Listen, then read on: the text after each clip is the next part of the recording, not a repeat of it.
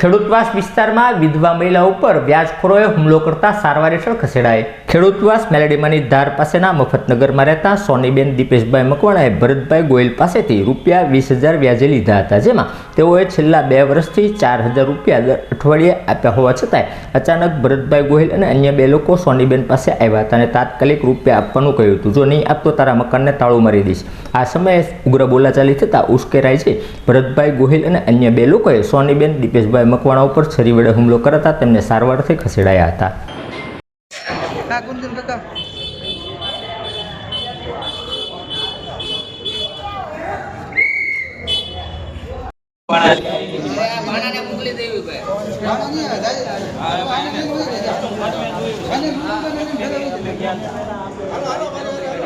સોનીબેન દીપેશભાઈ મકવાણા।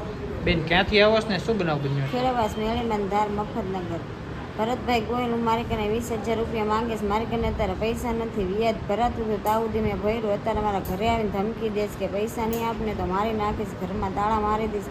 તો હું રાંડેલી બાઈ મારા 2 છોકરા લઈને ક્યાં જાઉં? એટલે મને એમ કહેશ કે પૈસા દે નકર હું તને મારી નાખીશ, મારી કને પૈસા નથી, હું વ્યાજ નથી ભરી શકતી। મેં એને કીધું મારી કને થશે ને તારે હું દઈશ થોડાક, તો કે નહીં મારા પૈસા જ જોવે એમ, ને ઘરને તાળા ને એવું બધું મારવા આવે છે, રાતના બહુ હેરાન કરે છે, એ લોકો માથા ભારે છે। એટલે મારે વાય કોઈ નથી હતા, મારા 2 છોકરા છે, મારા વરાય નથી, હું રાંડેલી બાઈ છું। અત્યાર સુધીમાં કેટલા પૈસા તમે એમને પરત આપેલા છે? હું ને દર અઠવાડિયે 4,000 રૂપિયા વ્યાજ આપું છું, 8 ડીએ, હવે મારથી નથી ભરાતું। અત્યારે શું બનાવ બન્યો?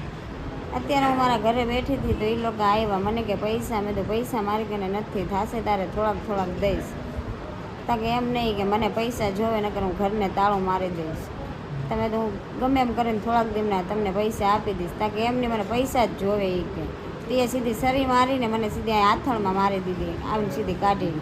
કેટલા વ્યક્તિઓ હતા? એ 3 જણા હતા, મને નામ નથી આવડતું, એક ભરતભાઈ ગોહિલનું નામ આવડે છે।